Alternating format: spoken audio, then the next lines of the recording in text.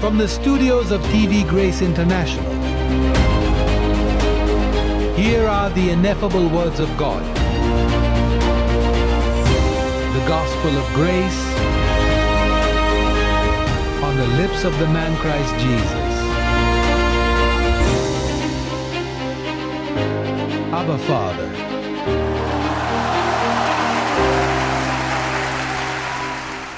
Tingnan natin sa Biblia.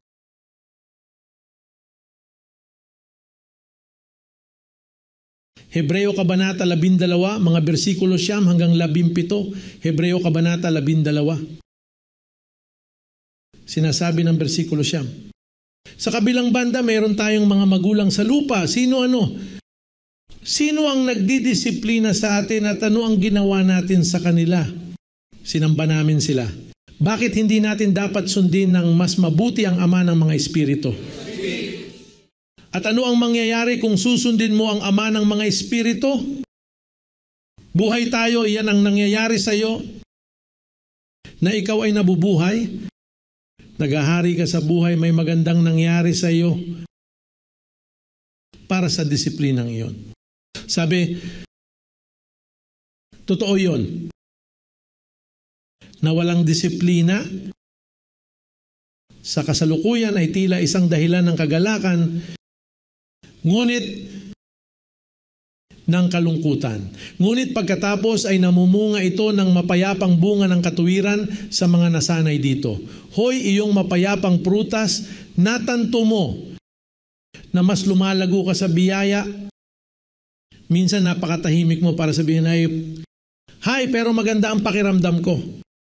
Naranasan mo na ba yun?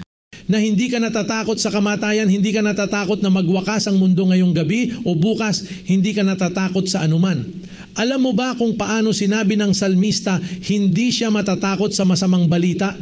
Ang mga tao ay nabubuhay na puno ng takot dahil iyon ay isang espiritu ng takot. So we live in a world na may amnesia, ibig sabihin hindi nila alam kung sino sila. Kilala nila ang isa't isa sa laman. Lahat ng nararanasan at nahawakan nila ay laman nila. Kung wala silang pera, kung gayon walang kaligayahan. Kung sila ay may sakit, wala silang pag-asa, nabubuhay sila sa walang kabuluhan ng pag-iisip. Ngunit kapag ikaw ay ipinanganak, hindi ka lumalakad sa walang kabuluhan ng isip. Lumalakad ka sa diwa ng iyong isip at kinokontrol mo ang lahat at hindi ka natatakot sa anuman. Ito ay isang pahinga. Ito ay isang mapayapang prutas. Kung nahanap mo na ang Ama ng iyong espiritu, kung gayon ang bunga ay mapayapa, ito ay tulad ng isang canopy ng kapayapaan na tumatakip sa iyong bahay. Ito ay isang pantakip.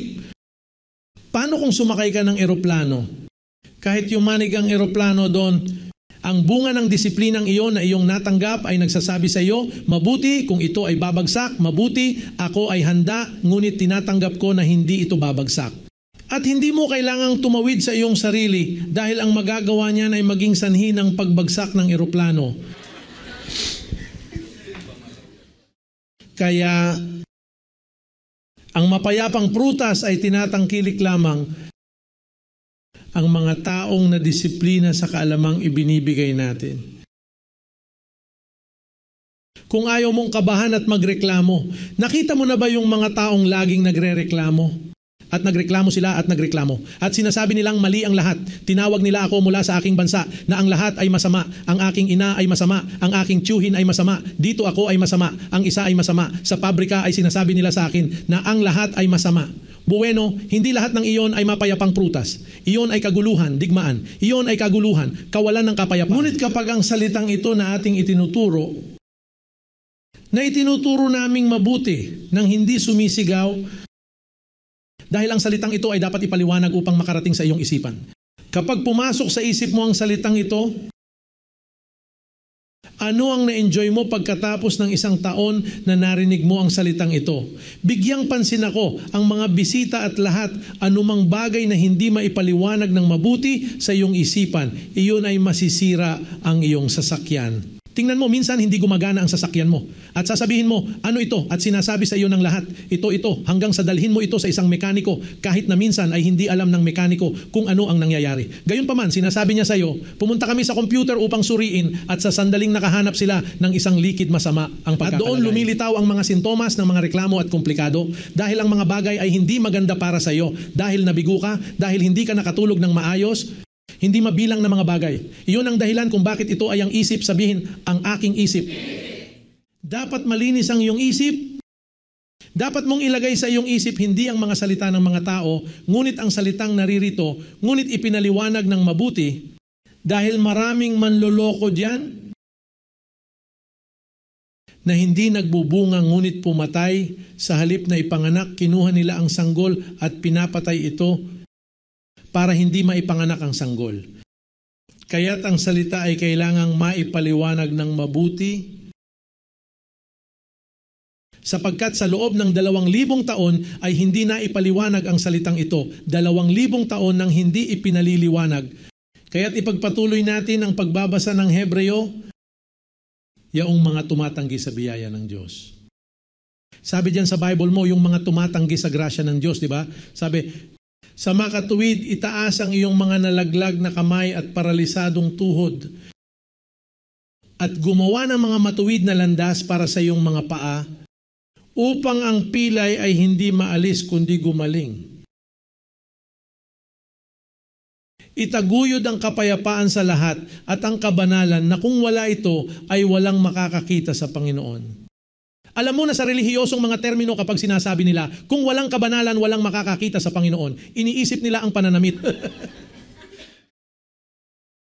Iniisip nila ang pananamit, iniisip nila ang pampaganda ng babae, alahas hikaw. Ngunit doon ay hindi siya nagsasalita tungkol sa hikaw o damit. Ang sinusubukang sabihin sa iyo ay ang Ama ng mga Espiritu ay nagdidisiplina sa iyo ng kaalaman at ang kaalaman ay nagbibigay sa iyo ng mapayapang bunga na ang kaalaman ay gumagawa sa iyo ng ibang tao. Anong meron? Ang sabi ng apostol, kung wala kang ganitong kaalaman na aming pinag-uusapan, iyon ang tunay na kabanalan. Dahil iyon ang dahilan kung bakit ka magtapat ng mabuti sa Diyos. Kung wala ang kabanalang iyon, hindi mo makikita ang Panginoon. Hindi mo ito makikita sa pagbabago. Paano babaguhin ng Diyos ang iyong katawan kung hindi magbabago ang iyong isip? Ang kabanalan na sinasalita ng Panginoon ay ang disiplina na nagmumula sa kaalaman ng biyaya ng Diyos.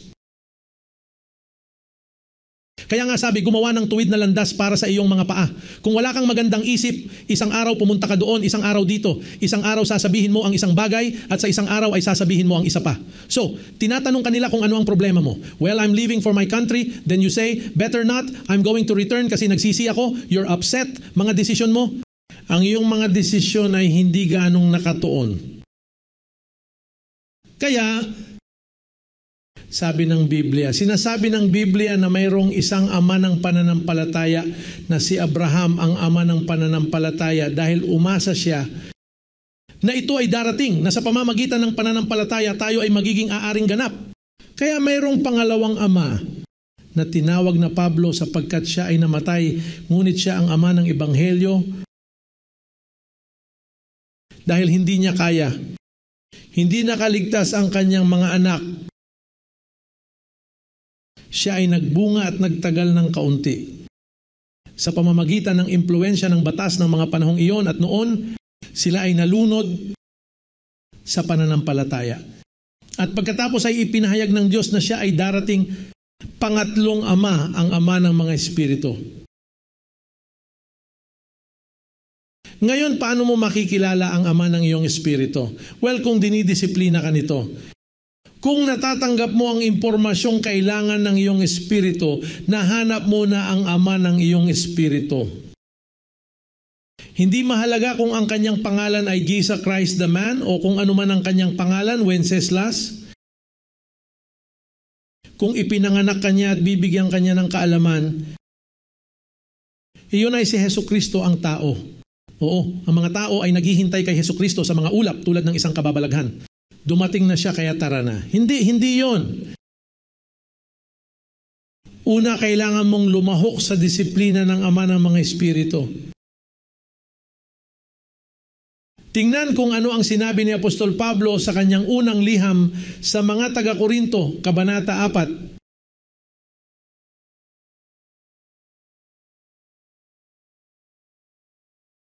Aba, teka lang, may naisip na hindi ko nabasa sa Hebrews, pero maririnig mo kahit hindi mo hanapin. Tingnan mo ang sinasabi niya, ang sabi niya, ingatan mong mabuti, baka ang sino man ay hindi makamit ang biyaya ng Diyos. Paano mo mabibigo na makamit ang biyaya ng Diyos? Well, hindi pumupunta sa mga serbisyo. Hihinto ka sa pagkamit ng biyaya kapag hindi ka na natuto. Kapag nagalit ka sa isang kapatid sa kongregasyon sa ilang kadahilanan, hindi ka makakahanap ng paraan para tingnan siya dahil sa masamang ugali mo. O ang masamang ugali niya sa iyo at sa sandaling ito ay hindi mo nais na magkita muli. At pagkatapos ay tamad kang makinig sa CD sa bahay at nagsimula kang huminto sa pagkamit ng biyaya. Kaya kapag huminto ka sa pag-abot ng biyaya, kapag ikaw ay wala sa mga pagpupulong na ito, isang ugat ng kapaitan ang maaaring lumitaw sa iyo. At tingnan kung paano niya sinabi ang sabi niya, mag-ingat na baka ang sinuman ay mabigo upang makamit ang biyaya ng Diyos, upang ang ilang ugat ng kapaitan na umuusbong ay makahadlang sa iyo at sa pamamagitan nito ay marami ang madungisan. Tingnan mo, ang isa ay nahahadlangan at ang isa ay pumunta at nahawahan ng iba. Oo, nagkaroon ako ng mga ganyan sa Miami, na kapag nabalitaan nila ang tungkol sa taong si Jesucristo, natatakot ang mga tao dahil hindi masyadong malinis ang kanilang isipan. Iniisip nila na si Jesus ay lilitaw sa isang ulap na may sagradong puso tulad nito, na darating na lumilipad ng ganito sa himpapawid. Iyan ay mistisismo. Umaasa silang makita ang Diyos sa mistisismong iyon. Kaya naman, sa loob ng 20 taon, ang salita ay unang nagsimulang magdisiplina sa iyo upang dalisayin ang lahat ng kontaminasyong iyon. Kaya ano ang nangyari sa simbahan sa buong mundo? Na kapag nilinis nila ito, saka ang Panginoon mismo ang nagsabi, ngayon ay handa na silang makilala, ako. Ang taong si Jesucristo ay dumating na at madali. Hindi ba madali? Ngunit may ilan sa atin na hindi nakapag-aral at hindi nakikinig. Minsan sila ay pumupunta at nagsasaya kasama ang mga bata.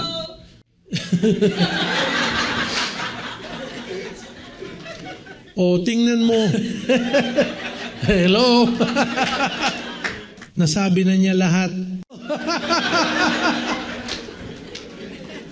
May mga tao na pumupunta sa kongregasyon at naglilibang sa kanilang sarili na tinutulungan ng mga bata o nililibang ang kanilang mga sarili gamit ang mga kable at ang musika, at sa sandaling ito ay abala sila sa mga kable kung kaya't sila ay nakatutok doon at hindi nakikinig.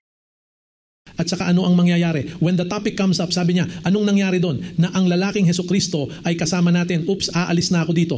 Ang kanyang ulo ay puno ng mga tuso at hindi ng disiplina. Ang sabi ng talata, sinabi niya, at sa pamamagitan nito ay marami ang madudumihan. Baka magkaroon ng sino mang mapakiapid o malapastangan na gaya ni Esau na ipinagbili sa isang pagkain ang kanyang pagkapanganay. Dahil alam mo na kahit na pagkatapos, nagnanais na magmana ng pagpapala. Sinabi niya siya ay itinapon at walang pagkakataon para sa pagsisisi kahit na hinanap niya ito ng may luha. Hindi naman sa hindi siya naligtas. Ito ay upang magmana ng pagpapala ng pagbabago. Dahil pagdating ng pagbabago, magkakaroon ng kahihiyan sa mundo, magkakaroon ng mga simbahan na nakarinig tungkol sa atin, bumabatikos sa atin. At dahil hindi nila binasa, dahil hindi nila pinansin ang sinasabi, hindi sila mababago ng Diyos. Kaya't kahit na mahal nila si Jesucristo, sila ay maiiwan ng hindi magmamana ng pagpapala habang tayo ay magkakaroon ng mga katawan na binago. Hoy, isipin mo, alam mo, ang nabagong katawan ay nagpapabuti ng maraming bagay. Yeah. Iniwan ka nila ng bago. Oh, and get this, that's going to happen down here. The body is going to be transformed here, and you are not going to die because you will not see death. You stay like that.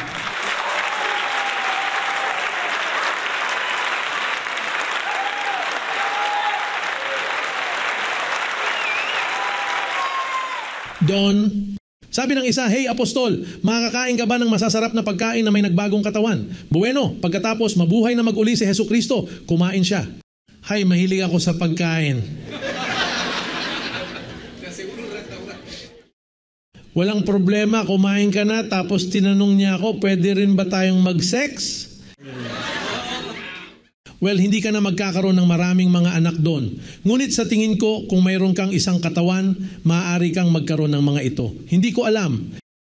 May mga taong sobrang interesado sa pagbabago.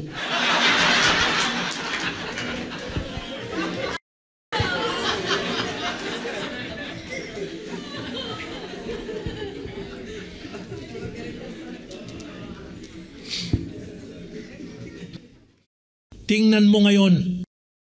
Sabi, tingnan mong mabuti. Sa mga naririto. Maayos tignan. Naway huwag kang tumigil sa pagkamit ng biyaya. Huwag palampasin ang 2 o 3 paksa, mga aral para sa personal na mga kadahilanan o dahil kilala mo ang isang tao ng personal. At pagkatapos ay huminto ka sa pagdinig.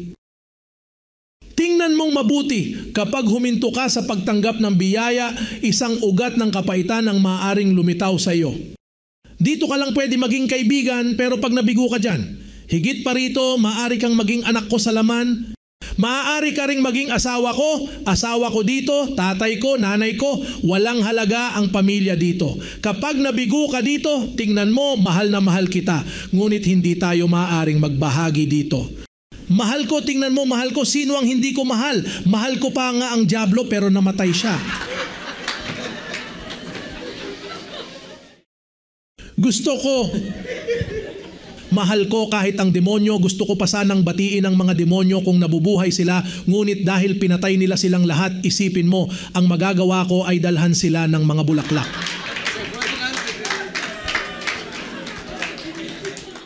Ang salitang ito ay nagpapahintulot sa iyo na mahalin ang sino man kapag nabago ang isip mo. Ngayon, kapag ikaw ay isang piraso ng karne na walang disiplina, kapag ikaw ay isang balyena, isang manati, naiinggit ka sa isang ito, naninibugho sa isang iyon, na nangyari ito, na ang isang iyon ay nakatingin sa akin. Well, wala kang silbi. Maaari kang maging isang napakahusay na tao, magkaroon ng isang hindi nagkakamali sa moral na buhay. Ngunit, kung wala kang ganitong kaalaman, wala kang halaga kahit isang sentimo kay Tatay Diyos. Sapagkat ang lahat ng kahangahangang pag-uugali na iyon ay para sa iyong kaginhawahan dito sa lupa. Ngunit ang Diyos ay hindi interesado doon dahil kung ano ang interesado sa Diyos ay iyong tinuruan ng iyong espiritu. Kung ano ang nabuo niya sa iyo, ang mahalaga sa kanya ay ang iyong espiritu. At nag-iwan siya ng isang salita upang pasiglahin, upang ihanda ang iyong isip, upang magsalita ka ng maganda, upang masabi mong pinagpala, ako ang naghahari sa buhay. Ipinapahayag ko ang aking sarili na malusog. Aba, Ama,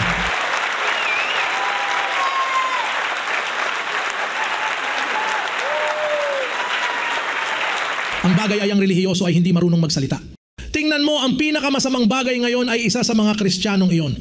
Lagi silang kasama ng dyablo, sa kanila may kasalanan, tumatanggi. Hindi sila marunong magmahal. Nakikita nila ang isang maliit na batang lalaki na may hilig na homosekswal at sinasabi nila, hindi iyon mabuti. Mag-ingat, ang isang iyon ay hindi pupunta sa kaharian. Sino nagsabi sa iyo niyan? Kung siya ay pinagpala ng ating Ama na binigyan siya ng Diyos ng kakayahang maging isang mabuting bating, siya ay pumupunta upang maglingkod sa akin bilang isang bating. Ngunit pagkatapos ay sinasaktan siya ng mga taong relihiyoso at sasabihin sa kanya, ikaw ay isang bading, wala kang silbi, at sila ay nababagabag at nawasak. O isang maganda, mahalagang tomboy na dumarating upang maglingkod, ngunit hindi alam ng relihiyon kung paano tanggapin iyon. Sa kaharian ng Diyos ay may lugar para sa lahat, para sa lahat. Alam mo ba kung ano ang ibig sabihin ng pagiging isang disiplinadong tao sa salitang ito? Minsang sinabi ni Jesus, may mga bating na ipinanganak na ganito. Mga lalaking hindi kailanman nag-aasawa, ngunit ipinanganak sa ganoong paraan. Hindi sila interesado sa sex. Nakakahiya naman, di ba? Ngunit sila ay ipinanganak sa ganoong paraan. Pero hindi mo sila matatawag na bading. O na sila ay pambabae. Nakakita ka na ba ng ilang lalaki na napakababae, na napakadelikado, pero hindi ibig sabihin na masama yon? Walang masama dito. Ang kailangan mong malaman ay disiplinahin ang kanilang espiritu, dalhin sila rito sa kulungan ng tupa, harapin ang kanilang isip at ayusin ito para madama nila na mahal sila ng Panginoon. Mahal ng Panginoon. Ngunit ang tunay na minamahal, hindi ito pagkukunwari. Dahil dito ka nagmahal, dito ka nagmamahal ng totoo. May karne, walang karne. Kahit paano ka manamit, mahal ka.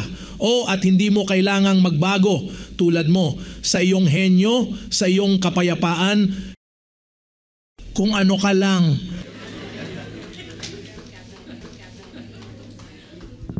Ngayon ay napakahalaga na maging mapagpakumbaba ka. Kung hindi ka mapagpakumbaba, hindi ka bagay dito. Sapagkat ang kaharian ng langit ay para sa mga taong mapagpakumbaba, mga taong tapat, mga taong marunong magsabi, oo, ako yon. Ang totoo ay kasalanan ko. Oo, ngunit nangyari ito. Pero sa totoo lang, tingnan mo, alam kong ako ang may kasalanan. Hindi ko maiwasan ang sitwasyong iyon, pero kasalanan ko.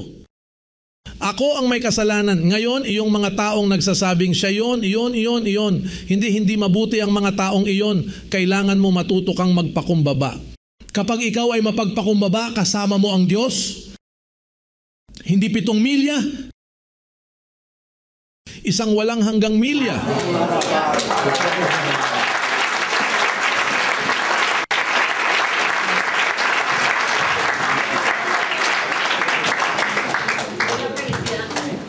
Kaya, ang importante, ang calling ko ay to engender. Dahil ako ang ama ng mga espiritu. At tungkol doon, wala akong pagdududa dahil wala akong ibang kakilala kung sino ang ama. Tingnan mo, Pablo. Tingnan natin ang talatang nabanggit ko noon, unang liham sa mga taga-Korinto, 4 na kabanata. Tingnan kung ano ang ginawa ni Pablo. Unang liham sa mga taga-Korinto, 4 na kabanata.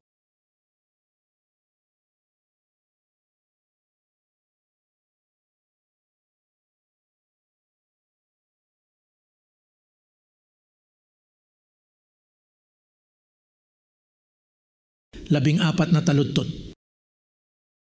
Sabi, hindi ko ito isinusulat para ipahiya ka. Kung mayroon kang Biblia, ibahagi ito sa katabi mo. Hindi ko ito isinusulat para hiyain kayo, kundi para paalalahanan kayo bilang aking mga anak. Ano ang sinasabi nito? Bilang aking mga minamahal na anak, sabi niya, dahil bagaman mayroon kayong 10,000 guro, 10,000 tagapagturo kay Kristo, hindi ka magkakaroon ng maraming ama, sapagkat kay Kristo Jesus ay ipinanganak kita sa pamamagitan ng Ebanghelyo. Sa pamamagitan ng ano? Kaya ipinanganak si Paul sa pamamagitan ng ano? Siya ay nagbunga. Siya ang naging ama ng ano? Ang iyong espiritu. Sinabi niya sa iyo na ikaw ay isang kayamanan sa isang sisidlang luwad. Ang putik ay iyong laman at ang kayamanan ay sa iyo, espiritu. Mga anghel sa mga sisidlang luwad. Ngayon, nagkaanak si Paul. Noong mga panahong iyon, ngunit ang mga apostol ay umalis at nasira nila ang mga ito. Pagkatapos ay namatay si Pablo. Ngunit sabi niya, wala akong magawa, sinubukan ko pero naiwan akong walang anak dito. Ako ay walang anak dahil inaapi sila ng mga apostol at ipinakilala ang relihiyon, kaya nasira ang pananampalataya nila. Sa katunayan, sinabi niya, iniwan ako ng lahat. Sinabi niya ito pagkatapos ng aking pag-alis, papatayin nila ako sa Roma. Tapos na ang saya. Dahil ang Diyos ay palaging gumagamit ng isang ama upang simulan ng isang bagay, upang lumikha ng isang pamilya, ano ang kailangan. Kaya naman lahat ay nagbabasa ng Biblia at hindi nila ito naintindihan dahil hindi pa dumating ang ama. Hindi pa ako nakarating. At kahit gaano pa nila nabasa, tingnan mo, may mga matatalinong teologo sa mundong ito. May mga malalakas na lalaki na may maturity, ngunit hindi nakikita ang aking nakita kahit na ako ay malamya at walang pinag-aralan. Ngunit hindi ako, ito ay ang espiritu na nasa akin at kapag ito ay na-activate, pagkatapos ay nagsimula akong bumuo ng mga buhay. At sa sandaling ipanganak kita, maaari kang magkaanak ng iba, upang malaman nila ang salitang ito. Ang layunin ng pastor ay makita na ang kongregasyon ay laging malusog upang magkaanak ng iba. Ang layunin ng obispo ay tiyaking masaya ang mga pastor, patuloy na mapanatiling malusog ang kongregasyon upang sila ay magkaroon ng buhay, upang ang fold ay hindi manatiling walang laman. Yan ang project namin to generate lives. Hindi ito nangangaral at gumagawa ng ingay. Hindi. Ang ideya ay tamaan ng target na kung saan mo ilalagay ang iyong mata, ilalagay mo ang bala na iyong nililikha, na maghanap ka ng isang tao, isang kaibigan, isang kapitbahay at ibahagi ang salita sa kanila. O at hindi sa mga salita, ngunit nagsasalita ka sa kanya ayon sa kung ano ang nakasulat. Tingnan mo, ito ang sinasabi ng Biblia, nawasak ang dyablo. Basahin ito ng mahinahon, nawasak ang demonyo. Ano ang ibig sabihin ng nawasak? Nalipol. At ano ang ibig sabihin ng annihilated? Na nawala siya? Ay wala. Ito ay umiral, oo. Ngunit ngayon ay hindi na ito umiral dahil nilipol nila ito. Hindi mo kailangang ipaliwanag ang 20,000 bagay, gawin mo ito ng mahinahon. Ipaliwanag ang isang bagay lamang. Kasalanan, magkakaroon ba ng mga makasalanan? Bakit walang makasalanan? Dahil kinuha ito. Masdan ang kordero ng Diyos na nag-aalis ng kasalanan. At namatay ang tupa, at kung namatay siya, ano ang nangyari? Tinanggal niya ito. Sa tingin ko, meron tayong misyon, meron tayong napakagandang misyon, at ito ay ang ipanganak ang lola na iyon. Ang lolo na iyon, ipanganak ang iyong anak na babae, ang iyong anak na lalaki, nang may karunungan humanap ng paraan. Dahil pansinin mo ako, kung magbubunga ka, hindi mo na kailangang mag-alala tungkol sa taong iyon. Nasa loob ng tao ang probisyon at ipinagtatanggol ang sarili.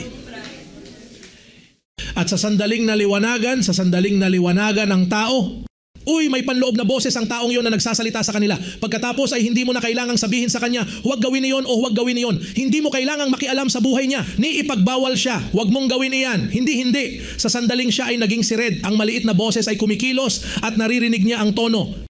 Siya mismo ang nagsasabi, uy, hindi ko dapat gawin ito.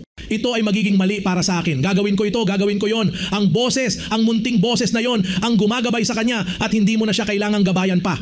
Ang bawat isa ay gumagabay sa kanilang sarili. Halimbawa, tingnan mo.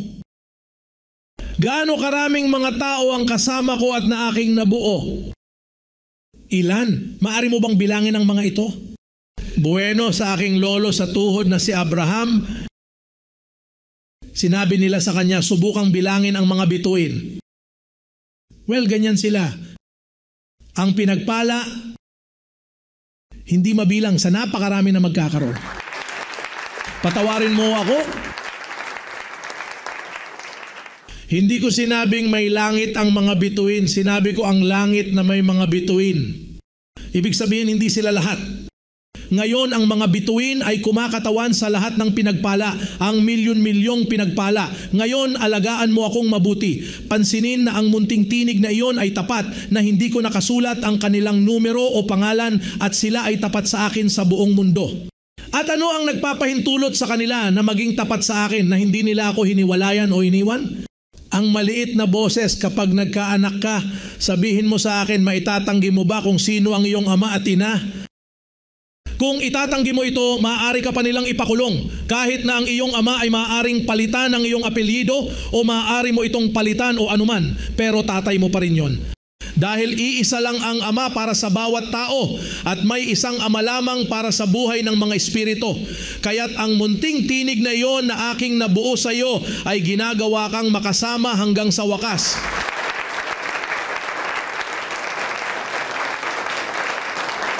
Iyan ang seguridad na meron ako.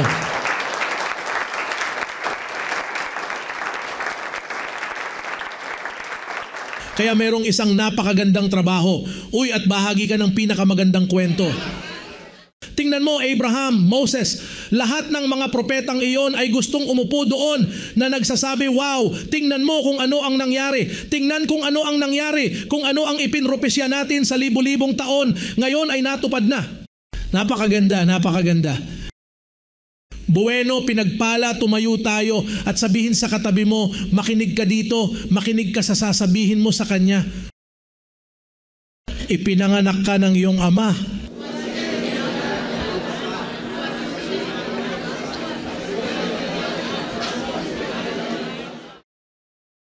at ganyan kung paano nangyari ang yan. Kamustahin mo ang iyong kapatid. Tayo ang pamilya ng pananampalataya. Isang pamilya lang